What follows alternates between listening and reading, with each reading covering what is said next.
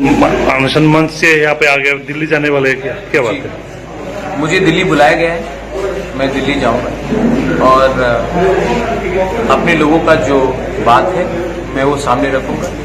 उसके बाद देखते क्या होगा।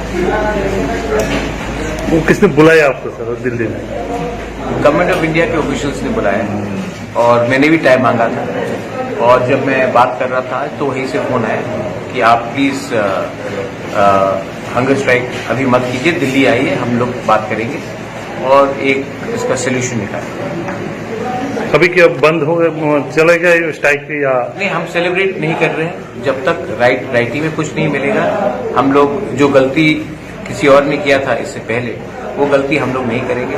हमारा मंच जहां में है वो वहीं में रहेगा, हमारे YTF के वॉरियर्स वहीं में रहेंगे, लेकिन क्राउड को हमने कहा कि घर जाइए शांति से, और अगर पॉजिटिव रिजल्ट आया तो वहीं में हम लोग सेलिब्रेशन करेंगे, और अगर भगवान ना करे अगर कुछ चीज नहीं हुआ ठीक से तो मैं वहीं जाकर वापस बैठ जाऊंगा।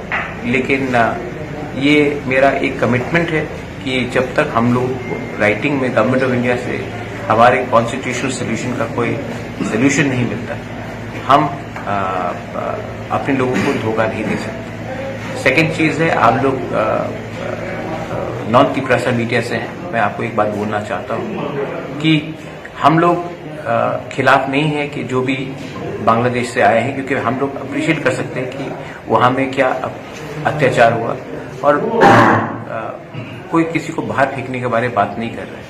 हम बोल रहे हैं कि ADC में जो हम लोगों का जमीन है और जो गांव है ADC से बाहर जहां में तिपरासा लोग रहते हैं, उनको एक प्रोटेक्शन मिलना चाहिए, उनको उनका कॉन्स्टिट्यूशनल राइट मिलना चाहिए। किसी का संवैधानिक राइट हम छीनना नहीं चाहते हैं, लेकिन हम एम्पावर करना चाहते हैं हमारे लोगों का राइट्स को, specially land, specially funding, specially political rights, legislative rights. इसमें हम एनहांसमेंट चाहते हैं, क्योंकि हमारा पॉपुलेशन बहुत कम है, और अगर हम लोग आज अपने आप को प्रोटेक्ट नहीं करेंगे तो फ्यूचर में हमारे नेक्स्ट जनरेशन को कष्ट होगा।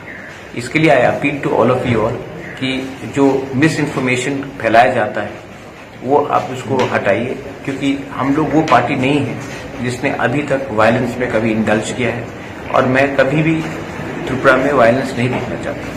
लेकिन अगर हमने ऑनेस्टली अपने लोगों के लिए बात किया तो इसका ये मतलब नहीं कि हम किसी को नफरत करते हैं। और मेरा बात कहना बहुत सिंपल है, किसी के घर में चूल्हा को आप बंद करोगे तो अपने घर में चूल्हा नहीं आएगा।